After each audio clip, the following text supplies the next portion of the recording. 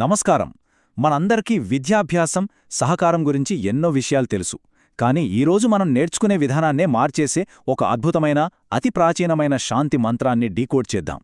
గురువు, విద్యార్థి మధ్య అసలు ఎలాంటి బంధం ఉండాలి, కలిసికట్టుగా సాధించే విజయానికున్న పవర్ ఏంటి అనేది ఈ మంత్రం చాలా స్పష్టంగా వివరిస్తుంది.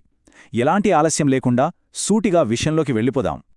ఈరోజు మనం ప్రధానంగా మంత్రం యొక్క నేపథ్యం, దాని పూర్తి అర్థం, అలాగే ఆ మంత్రంలోని పరస్పర రక్షణ, సమిష్టి జ్ఞానార్జన, విద్వేషాలు లేని సహజీవనం, ఇలా ఒక్కో అంశాన్ని ఉదాహరణలతో సహా చాలా డీటెయిల్డ్గా మాట్లాడుకుందాం.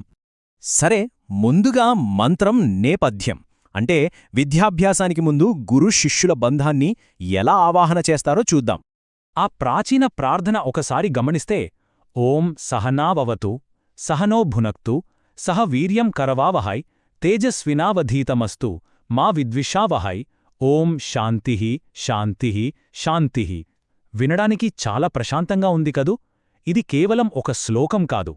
ఒక గురువు, ఒక విద్యార్థి ఏకాగ్రతతో కలిసి సాగాల్సిన విద్యా ప్రయాణానికి, వాళ్ల మధ్య ఉండాల్సిన అద్భుతమైన సహకారానికి ఇదొక పవర్ఫుల్ సంకల్పమని చెప్పొచ్చు.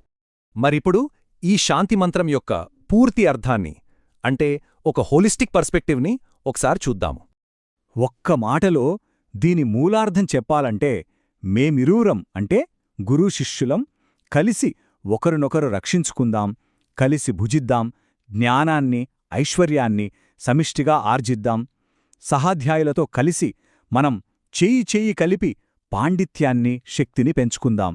ఆ పరమేశ్వరుని ఔన్నత్యాన్ని గురించి మేమందరం కలిసి అధ్యయనం చేద్దాం. అలాగే తోటివారితో ఎప్పటికీ ఎలాంటి విభేదాలు లేకుండా కలిసి ఉందాం.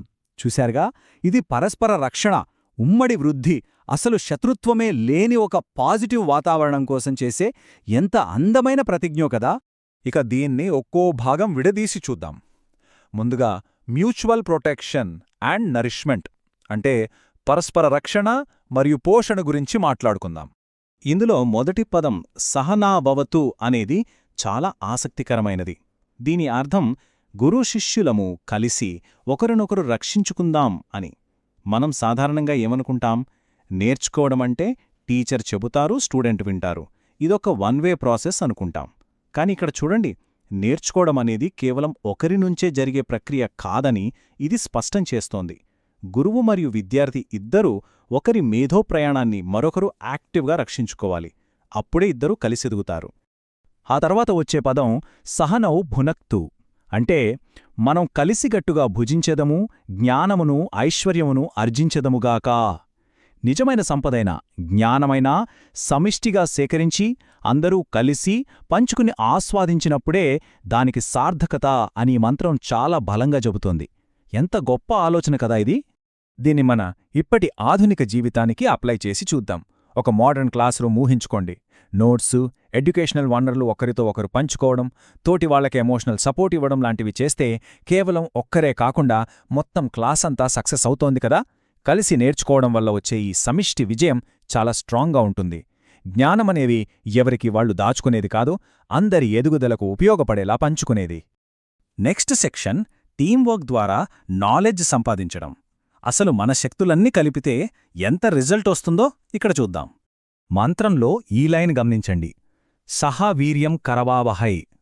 దీని అర్థమేంటంటే, సహాధ్యాయులతో అంటే మనతో పాటు నేర్చుకునేవాళ్లతో కలిసి మనం చేయి కలిపి మన పాండిత్యాన్ని, మన శక్తిని వృద్ధిపరుచుకుందామని. ఇది సమిష్టి కృషికి ఉన్న అసలైన పవర్ని చూపిస్తుంది. ఒంటరిగా మనం ఏదైనా సాధించగలం అనుకుంటాం కానీ 10 మంది కలిసి సాధించే బలం, ఎనర్జీ ముందు అది చాలా చిన్నది అని ఇది స్పష్టంగా చెప్తోంది. అలాగే తేజస్వినావధీతమస్తు అంటే నీ ఔన్నత్యాన్ని గురించి మేమందరం అధ్యయనము చేయుదుముగాక అని మనమందరం కలిసి జనరేట్ చేసే ఆ ఇంటలెక్చువల్ ఎనర్జీని అత్యున్నతమైన విషయాలు నేర్చుకోవడానికి ఉపయోగించాలి. అంటే మనం నేర్చుకునే విద్య కేవలం మన స్వార్థానికి కాకుండా సమాజానికి ఉపయోగపడే ఒక ఉన్నతమైన లక్ష్యం వైపు ఉండాలని దీని ఇన్నర్ మీనింగ్. దీనికో అద్భుతమైన ప్రాక్టికల్ ఎగ్జాంపుల్ తీసుకుందాం.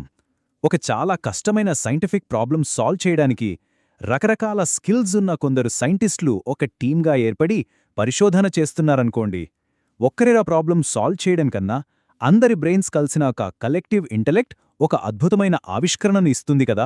మన ప్రాచీన మంత్రంలో చెప్పిన దానికి ఇదే పర్ఫెక్ట్ ఉదాహరణ. అయితే కలిసి పనిచేసినప్పుడు కొన్నిసార్లు గొడవలు కూడా వస్తాయి కదా. అందుకే నెక్స్ట్ సెక్షన్లో విద్వేషం లేని సహజీవనం అంటే ఏంటో చూద్దాం. ఇక్కడ వచ్చే పదం మా విద్విషావహై అంటే మేము సహాధ్యాయులము ఎప్పుడు కూడా విభేదింపక కలిసి ఉండెదముగాక. ఇది చాలా ఇంపార్టెంట్ అండి. కలిసి నేర్చుకునేటప్పుడు మన ఈగోస్ పక్కన పెట్టేయాలి. అభిప్రాయ భేదాలు రావచ్చు కాని అవి ఎప్పటికీ పగ, ద్వేషంగా మారకూడదు. ఎందుకంటే ద్వేషం ఉన్నచోట నిజమైన విద్య ఏమాత్రం వృద్ధి చెందదు అని ఈ మంత్రం మనల్ని ఒక రకంగా హెచ్చరిస్తోంది. మీరొకసారి రెండు వేర్వేరు పరిస్థితుల్ని కంపేర్ చేసి చూడండి. ఒకవైపు ఎప్పుడూ గొడవలు, ఒకరినొకరు తొక్కేయాలి అనుకునే టాక్సిక్ కాంపిటేటివ్ ఎన్విరాన్మెంట్. మరోవైపు అందరూ ఒకరికొకరు హెల్ప్ చేసుకుంటూ ఎలాంటి ద్వేషం లేని కొలాబరేటివ్ ఎన్విరాన్మెంట్. ఈ రెండిట్లో ఎక్కడ మనం ప్రశాంతంగా డీప్గా నేర్చుకోగలం? ఆబ్వియస్గా సెకండ్ ఆప్షన్ గదా. ప్రశాంతమైన వాతావరణంలోనే కొత్త ఐడియాస్ పుడతాయి. ఫైనల్గా నేటి ఎడ్యుకేషన్ సిస్టంలో ఈ మంత్రం ఆవశ్యకత ఏంటి? ఈ ప్రాచీన జ్ఞానాన్ని ఇప్పుడు ఎలా అప్లై చెయ్యొచ్చో చూద్దాం. ప్రస్తుతమంతా నా మార్కులు, నా ర్యాంకు, నా కెరియర్ అన్నట్లుగా చాలా ఇండివిడ్యువలైజ్డ్ అయిపోయింది కదా మన ఎడ్యుకేషన్ సిస్టమ్. మరి ఇలాంటి టైంలో ఈ మంత్రం మనకు ఎలాంటి గైడెన్స్ ఇస్తుంది? ఇది మనల్ని మనం లోతుగా ప్రశ్నించుకునేలా చేస్తుంది. తోటి విద్యార్థులకు, మన గురువులకు మనం ఇంకా బెటర్గా ఎలా సపోర్ట్ చేయగలం అని ఆలోచింపజేస్తుంది. ఎందుకంటే విద్యాభ్యాసం అనేది సింగిల్ ప్లేయర్ గేమ్ కాదు, అది ఒక సమిష్టి యజ్ఞం. అందుకే ఈ మంత్రం చివర్లో ఓం శాంతిః శాంతిః శాంతిః అని 3 సార్లు అంటారు. ఇది శారీరక, దైవిక మరియు ఆధ్యాత్మిక స్థాయిలలో సంపూర్ణమైన శాంతిని సూచిస్తుంది. అయితే ఈ ప్రశాంతత ఎప్పుడు వస్తుంది? మొత్తం సమూహం అంటే అందరూ కలిసికట్టుగా ఉద్ధరించబడినప్పుడు మాత్రమే. సమాజంలో ఎవరూ వెనకబడిపోకుండా అందరూ కలిసి ఎదిగినప్పుడు మాత్రమే నిజమైన ప్రశాంతత ఉంటుంది. సో ఈ విశ్లేషణను ముగించే ముందు నేను మీకొక ప్రశ్న వదిలేస్తున్నాను. ఈ ప్రాచీన బ్లూప్రింట్ ప్రకారం చూస్తే నిజమైన విజయమంటే ఎవరికి వాళ్లు ఒంటరిగా సాధించేదా, లేక మన చుట్టూ ఉన్నవాళ్లను కూడా మనతో పాటు పైకి తీసుకురావడం ద్వారా సాధించేదా? ఒక్కసారి ఆలోచించండి. అందరూ కలిసి సామరస్యంతో ఎదిగినప్పుడే అసలైన సక్సెస్ సొంతమవుతుందనేది ఈ శాంతి మంత్రం మనకు నేర్పిస్తున్న ఒక అద్భుతమైన జీవిత సత్యం.